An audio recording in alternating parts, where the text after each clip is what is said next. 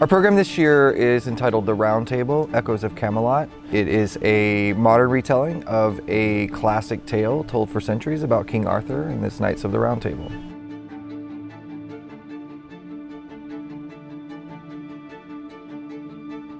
I think with every show you try to create a world beyond this football stadium. You know, everyone comes in and does their program and hopefully, you know, transports the audience to a whole different place. So I think with the mood and emotions and sort of the exploratory atmosphere that's created in the show, I think it does that.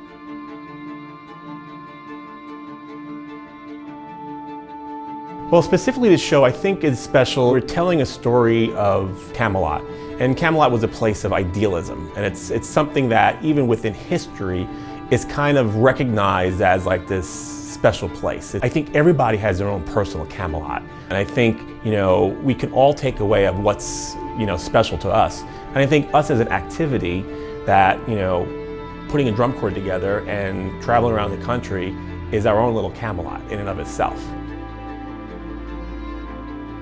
The whole world of Camelot is pretty expansive. You know, for thousands of years it was word-of-mouth stories told of all of these tales and quests and those types of things. There's magic, there's mystery that were finally collected into an organized novel of all of these tales by Sir Thomas Malory in 1485 called 𝘵𝘠𝘧𝘬𝘠 𝘠𝑎𝑟thur. So we're kind of pulling our inspiration from that novel and the different phases of Arthur's life as king.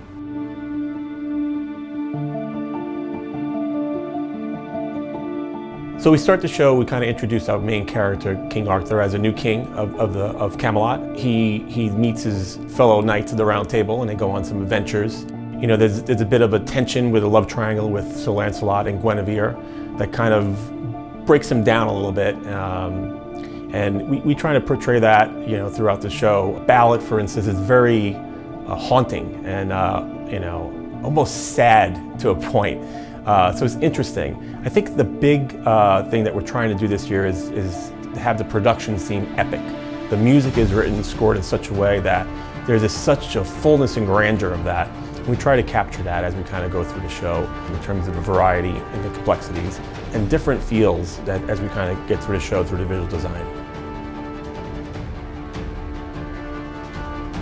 We kind of naturally gravitated to a cinematic identity that is influencing all of the decision making as we go through the program. From very early on, there was a fairly concrete arc to the show in terms of the story.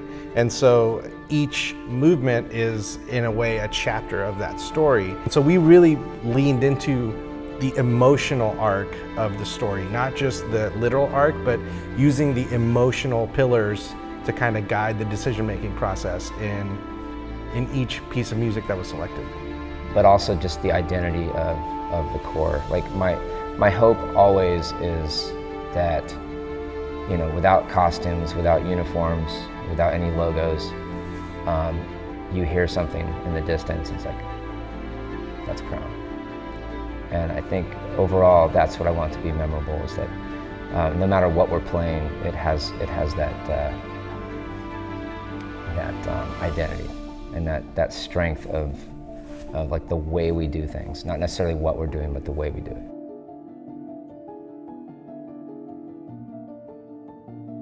There is a musical aesthetic that we talk about all the time, that, you know, that there is this crown brass sound, and I think that what you'll notice this year is that there is a crown music sound that permeates the entire program. I think that there is a level of cohesion with the way that the percussion, the brass, and the sound design come together.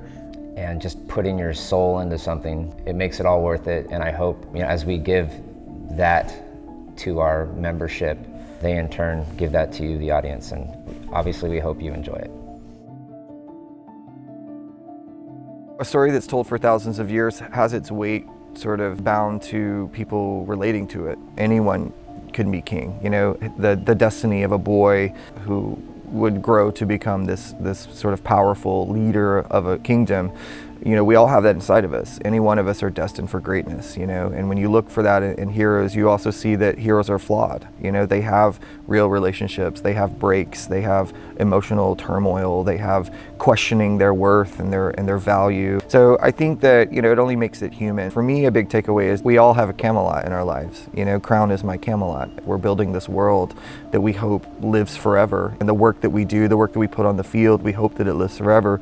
When those performers release the last note of the show and they look up into the stands and they ask the question like, will I be remembered? You know, we all can relate to that story, you know, and I think that we all try to do our best to create a great world. So I think that's something that the audience will be able to relate to in the human emotional range that we explore in the show.